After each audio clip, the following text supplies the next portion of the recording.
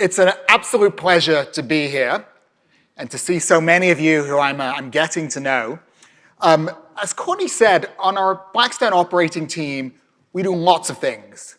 Procurement, talent, the operating executives who work with many of you on your value creation plans. But what I'm going to talk about now is what John has called the main thing. The thing that I think we're all going to be working on for the rest of our professional careers. And that, of course, is AI. The pace of change is never going to be this slow again. Now, that sounds like a hyped tech industry statement, but here's the data, right? This is pace of adoption of ChatGPT.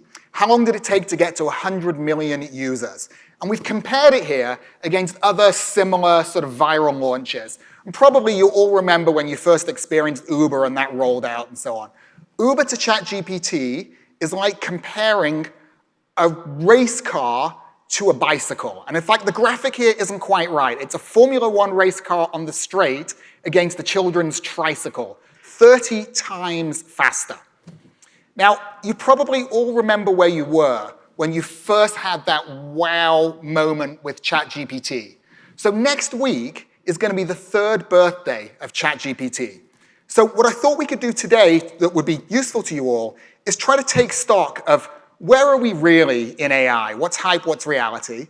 And then maybe even more usefully, what are the success factors for all of you to applying it in your business? So let me start on the take stock. First of all, let's assess how it's doing on the technology. So the technology itself, we would argue, has substantially outperformed relative to expectations. What is this picture? This is a group of high school kids from New Jersey and California who were one of the teams that beat OpenAI and Google Gemini in the International Math Olympiads. That's the highest level math competition there is. And the New York Times and other publications celebrated them and printed this picture. We hope they're all going to be future Blackstone analysts. But here's the thing. 2 years ago, those same newspapers were saying that this kind of AI couldn't do math, right? So not only is it outperformed relative to expectations, we're now celebrating the last humans on the planet who might be able to keep up with it. The other unsung success here is how much the cost has come down. 99% reduction in cost per inference over the last 3 years. Nothing in technology has got cheaper this quickly before. That is faster than Moore's law. Now let's talk about how it's doing as a consumer business. These data are slightly old, so now we think we're over 1.5 billion monthly active users. The barometer for me is my father doesn't like to pay for anything. He happily pays for his AI subscription, right? This has become a consumer business much faster and more successfully than many, many people thought. Where we are with corporate adoption or enterprise adoption. So let's explore that. So it isn't, and if there's one thing I want you to leave the conference with, it's with this thought. It isn't because the technology isn't ready. Forecasting earnings of public companies, AI beats on that. Commercial arbitration, so in documents-only cases in construction arbitration, the AI is more productive, no less accurate, and viewed as more fair than a human arbitrator. Logical persuasion, like writing a persuasive debate, it will persuade people more effectively than a human can. Creative writing, panels of human judges judge AI short stories to be more human than human short stories. My favorite one on here, the one in the middle on the bottom, tuna fish. Why am I talking about tuna fish? Who's been to the fish market in Tokyo, the old fish market? A few of you. It's really, really cool. So at the back of the fish market, there is a group of old men, and they are all old, and they are all men, and their job is to grade the tuna before the auctions. Like, is it an A, is it a B+, and so on. And the trouble was, after COVID, some of those old men retired, they couldn't hire any new people. So a company with the creative name of Tunoscope decided to take a look at that and came up with basically a computer vision model that would look into the tuna fish tail and would grade the tuna. And it can grade the tuna now with greater or the same accuracy as this group of people who've been doing it for 70+ years. So if we can do this for Japanese precision tuna fish, think about what it can do for your business. I'll come back on the last one on here on wind turbines in a moment. So of course, that's all the good stuff, right? But what does this mean about risks in the business? So Headwinds and tailwinds from AI is what we're talking about in almost every investment committee these days. And it's very hard to generalize because it really is different by industry, it's different by state of readiness of the company. So we've tried to come up with frameworks for every subsector. This is an example here in services and software. And it's easy to look at the right-hand side of the page here, which is some of the factors that make your business more AI susceptible. So for example, if you're just relying on the same data that everybody else has, or maybe you have humans doing jobs that are pretty rules-based, or humans doing jobs that you think are creative, but actually wouldn't be that hard to train AI to do those same things. Or you're talking AI, but the reality is your tech stack is balkanized, not modernized, hard to do AI in. Or even worse than legacy tech, legacy mindset. You've got a management team who thinks, yeah, this is not really ready for us for prime time yet. It's not worth the investments. Those are the headwinds and tailwinds. Now, on the tailwind side, the graphic I've picked here is not an accident. This picture here, the red sailboat, this is the Emirates Team New Zealand yacht that won the America's Cup a few years ago. Now, if you've ever seen any of these America's Cup races now, the boat sails above the water. It's pretty much flying over the water. And there's a hydrofoil in the water that keeps it connected. In this yacht, that hydrofoil was designed by AI. So an AI physics model created it, iterated around it, and let the team run more simulations of more different wind and course conditions than anyone could, and they won by a wide margin. Here's the best thing about the story. The person who came up with the winning hydrofoil design for that team was a 29-year-old who'd never been in a boat in his life before joining that team to help them. This is an example of AI coming for the physical world as well, like the wind turbines that were on the prior page. So, where does it turn into real value for your business? So in our Blackstone operating team, we're trying to focus the companies in 6 areas where we think AI will really make money. My Blackstone colleagues have heard me describe these 6 many times. So instead of me describing it, I'm actually going to call on CEOs in the room to help me out and talk through each one. I'm going to start on the first one, on coding. Now, everybody knows AI is a great tool for software developers to write code, but there's more to software development than just writing code. So let's hear from Nitin from Emphasis, who's going to talk about some of the exciting things they're doing. Thank you, Rodney. I think we've all been now party to this concept of software is eating the world for the last many years. What that means to a number of our customers, which are all enterprise clients, is that they slowly lose all the intelligence that runs their business, gets locked into this software. So while we've been very focused on what AI can do to write software, about 2 years ago, we flipped the script and said, how about we train AI to actually not just write new software, but understand and ingest old software, and we can extract business rules and context, and that becomes the application intelligence extraction process that gives enterprises the ability to not just modernize technology, but actually use the same intelligence to train agents that do all their business functions. What it means for us is we aren't just using humans to actually do modernization. We've created a whole army of AI agents that cut down this process by about 70% from a time standpoint and the risk by about 90%. And we have about a dozen or so live enterprise-grade engagements here. So whether we wanted it or not, we are turning into a software company today. Next, we'll talk about customer journeys. And you're going to hear more on this from ServiceNow later in the conference. This is about the chatbots, the call centers, and so on. But an even more creative example, I want to ask Howard from Ancestry to talk about what they're doing on customer journeys. Yeah, happy to. And I hope the other subscription your dad has is a subscription to Ancestry. So we take historical information and turn it to rich storytelling information. So I'll tell you a story about my grandfather and connect this into AI. So my great uncle served in World War II, was wounded in action on a security patrol. And so I found this 2-page document that's, firsthand account written in script. And a lot of our customers have this. So that would have been undiscoverable. We took AI, an internal team developed a model to convert that into searchable content. So it was able to read the script and then take what's unstructured data and turn it into fully structured searchable data.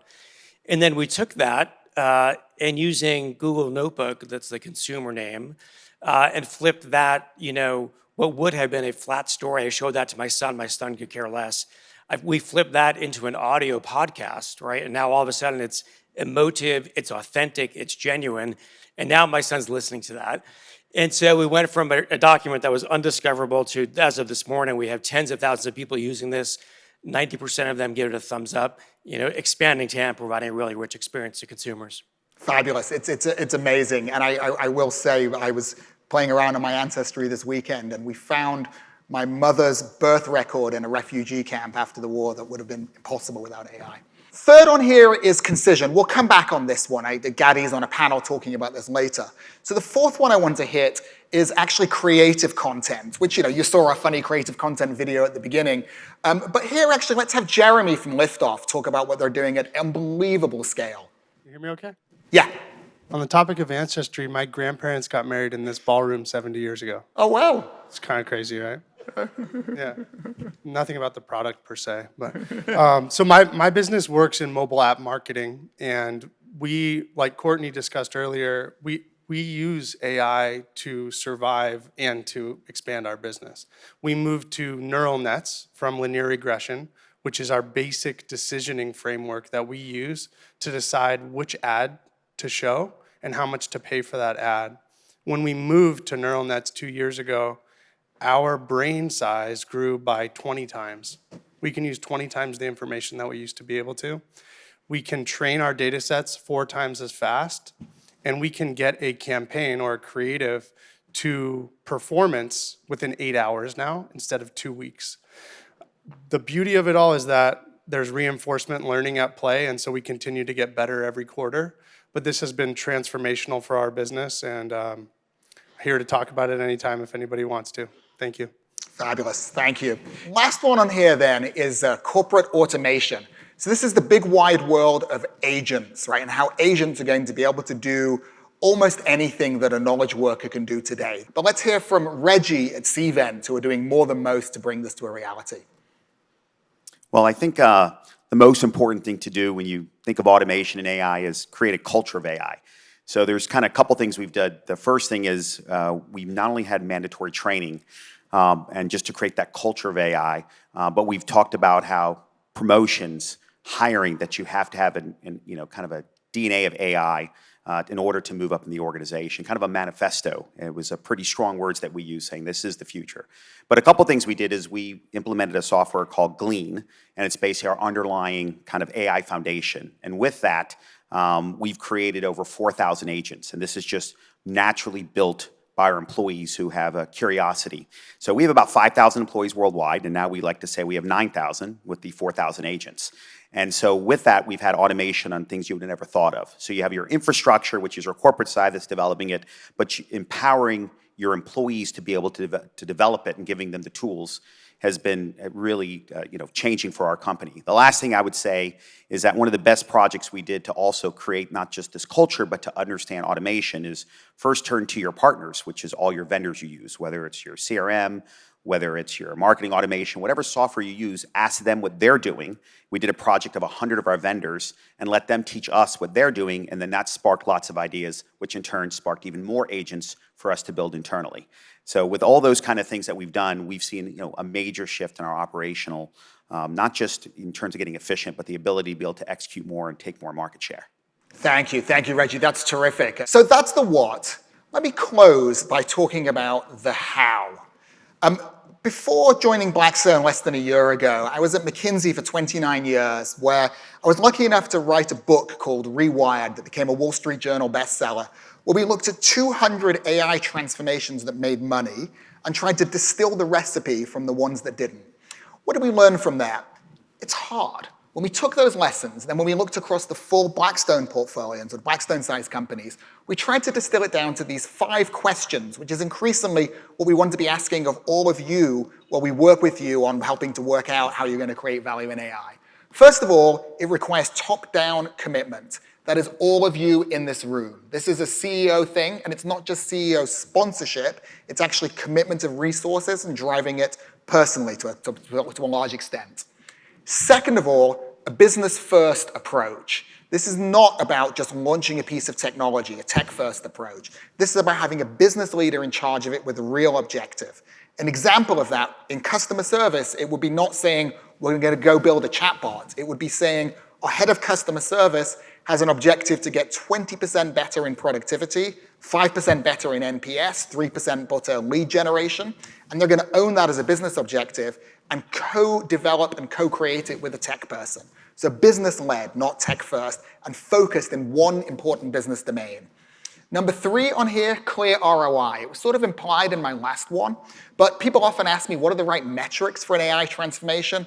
That's easy. It's EBITDA and revenue growth. If you can't see either of those, it's not worth you all spending your time on it.